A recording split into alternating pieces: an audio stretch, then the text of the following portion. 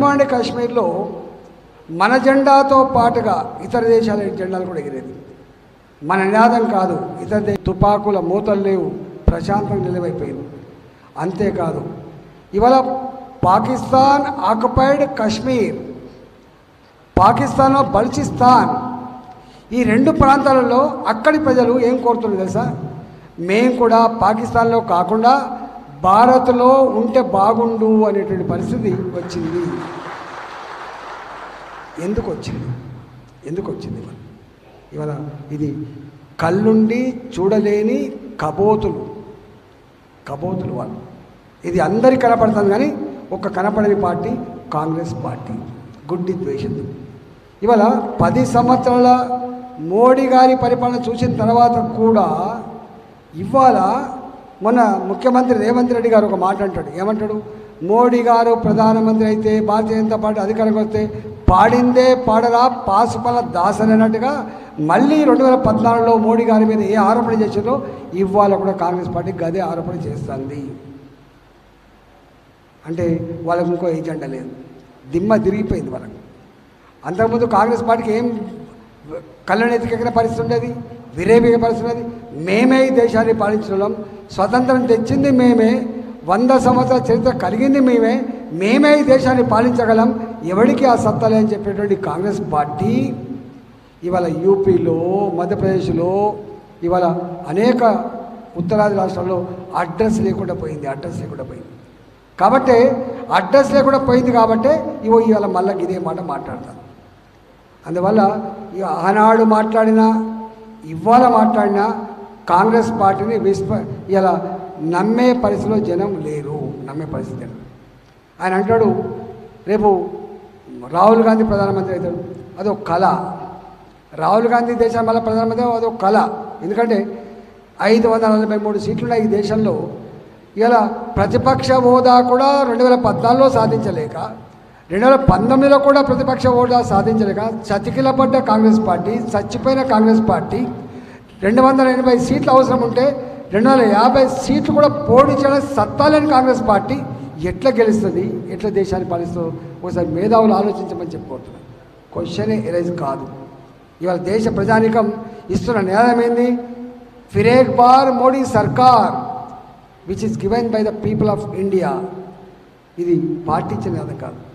అప్కి bar 400 పార్, ఇది మేమిచ్చే నినాదం కాదు, ప్రజలు ఇస్తున్న నినాదం అయిపోయింది. ఇవాళ కాంగ్రెస్ పార్టీ మళ్ళీ ప్రతిపక్ష హోదా సంతరించుకుంటే అదే 10,000గా బతికినండి ఆ పార్టీ ఇవాళ ఏదో కాంగ్రెస్ పార్టీ దేశాన్ని గెలుస్తుందట, ఇవాళ అధికారంకి వస్తాట, రాహుల్ గాంధీ ప్రధానమంత్రి అయితే అనేది అదొక కళ మాత్రమే. అందుకనే తెలంగాణలోని మేధావులంతా కూడా ఆలోచించమని చెప్పి నేను కోరుతాను.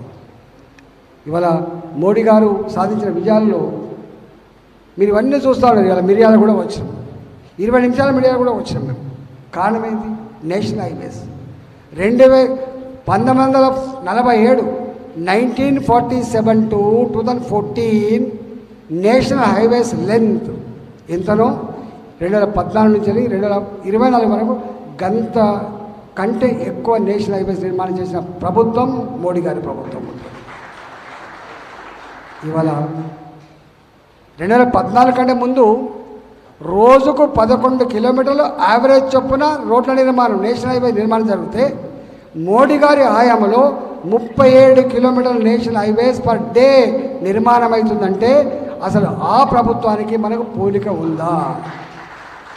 నక్కకు నాగలు కనకతో తేడా ఉంది. ఇవాళ మొన్న మోడీ గారు కరోనా వచ్చినప్పుడు ఇరాన్ ప్రధానమంత్రి దుఃఖపడ్డాడు, ఏడ్చిండు, బ్రిటన్ ప్రధానమంత్రి ఏడ్చిండు. కానీ మన ప్రధానమంత్రి మాత్రం కళ్ళల్లో నీళ్ళు వచ్చినా లోపల దిగమింకున్నాడు తప్ప ఎక్కడ కూడా ఇవాళ బయటికి కనపడలేదు. వెంటనే ఈ వేదన నుంచి దూరం కావాలని చెప్పి వ్యాక్సిన్ తయారు చేయించి 2 డోసులు బూస్టర్ డోసు ఇచ్చి మళ్ళీ మాత్రమే కాపాడలేదు, ప్రపంచ పేద దేశాలకు వ్యాక్సిన్ సప్లై చేసే దేశం మన దేశం. అప్పుడు చైనా కాబట్టి తట్టుకున్నది, అమెరికా కాబట్టి చేయగలిగింది, భారత్ అయితే శవాల గుట్టలైతే అని చెప్పినట్టు దేశంలో ఎక్కడ శవాల గుట్టలు రాలేదు. పేదవాళ్లకు ఇలా బియ్యం ఇచ్చి ఆదుకున్నటువంటి నాయకుడు ఇలా మోడీ గారు. అప్పుడు ఆయన ఒక ఆలోచన చేశాడు. అరే ఈ దేశం నిజంగానే ఏదైనా ఆరోగ్యపరమైన సమస్య వస్తే ఎటు తట్టుకోవాలని చెప్పి ఆలోచన చేసి నాకు తెలిసి 1947 to 2014 ఎన్ని మెడికల్ కాలేజీలు ఉన్నాయో ఈ 10 ఏళ్లలో అన్ని మెడికల్ కాలేజీలకు కొత్త వచ్చినాయి, గుర్తుపెట్టుకోండి. ఒక ఎగ్జాంపుల్ చెప్తా. All India institute of medical sciences, మా డాక్టర్కి ఎక్కువ తెలుస్తుంది, అది చాలా ప్రెస్టీజియస్ ఇన్స్టిట్యూట్. జవహర్లాల్ నెహ్రూ గారు ఢిల్లీలో ఒకటి పెట్టిండు, వాజ్పేయి గారు రెండవ all India institute of medical science AIIMS ఇచ్చిండు. మూడవ ఇన్స్టిట్యూట్ ఎప్పుడు వచ్చింది? మన్మోహన్ సింగ్ గారి పేరు వచ్చింది. అంటే 47 to 2014 ఈ దేశంలో 130 కోట్ల జనాభాకి ఆనాడు ఉన్నటువంటి ఎయిమ్స్ ఇన్స్టిట్యూట్ 3 అయితే మోడీ గారు వచ్చిన తర్వాత 16 all India institute of medical science ఇచ్చిండు. అసలు పోలిక ఉందా? అందువల్ల ఇవాళ బ్రహ్మాండమైనటువంటి అది ఉంది కాబట్టి అన్నిటికంటే మిక్కిలి ఇవాళ దేశం ప్రపంచంలోనే మన దేశానికి ఒక గొప్ప గౌరవం గుర్తింపు వచ్చింది. అమెరికా ఎట్లుండేది? ప్రపంచంలో స్ట్రాంగ్ లీడర్ ఎవరంటే ఒకప్పుడు అమెరికన్ ప్రెసిడెంట్ వైపు చూపించేది, లేదా బ్రిటన్ ప్రెసిడెంట్ వైపు చూపించేది. ఇవాళ strong leader on the globe Modi గారు. ఇది ఉత్తగా రాలేదు. ఇవాళ ఇక్కడ ప్రపంచంలో G20 సమావేశాల నడిపిన తీరును చూసి ప్రపంచమే అబ్బురపడ్డది. అంతేకాదు కదా, ఒకప్పుడు అమెరికా రష్యా అని చెప్పి అనుకునేది, కానీ వాళ్ళ ప్రపంచంలో ఏదైనా సమస్య వస్తే పరిష్కరించగలిగే సత్తా భారత్కుందని చెప్పి నిర్ధారణ అయింది. ఒకప్పటి నాటో అమెరికా, వార్సా రష్యా, ఇలా ఆ కూటముల కంటే కూడా ఇవాళ భారత్ వ్యక్తిగతంగా, భారత్ ఒక దేశంగా ఇవాళ సమస్య పరిస్థితి. మొన్న ఉక్రెయిన్ రష్యా యుద్ధం అయితే ఆ దేశాలు ఉత్తరాలు రాసినాయి. ఏమని?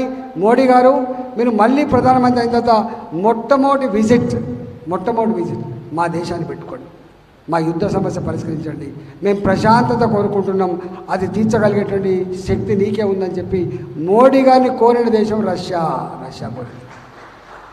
ఇవాళ ఆ స్థాయిలో ఉంటే ప్రపంచంలో గౌరవం పెరుగుతూ ఉంటే, ఇవాళ వీసా ఇవ్వని అమెరికా, అబ్దుల్ కలాంను అవమానపరిచిన అమెరికా, మన మోడీ గారు వాళ్ళ దేశానికి పోతే రెడ్ కార్పెట్తో స్వాగతం పలికి వాళ్ళ పార్లమెంట్లో మాట్లాడుతున్నప్పుడు మోడీ గారు మాట్లాడుతున్నాడు, వాళ్ళ పార్లమెంట్ సభ్యులు అంటే అక్కడ సెనేటర్లు అంటారు, వాళ్ళ సెనేటర్లు లేచి జై మోడీ నినాదాలు ఇచ్చిన పరిస్థితి వచ్చింది అమెరికాలో. అంటే ఇవాళ భారతదేశ కీర్తి ఎక్కడుందో మనకు అర్థం కాదు. ఒక దేశానికి మోడీ గారు పోతే ఆ దేశం పేరు ఉంది, అది సాయంత్రం 5:30 తర్వాత ఎవరు వచ్చినా వాళ్ళు రిసీవ్ చేసుకోరు. ఇక వాళ్ళ దేశం ఒక సాంప్రదాయం, నో ప్రాబ్లం.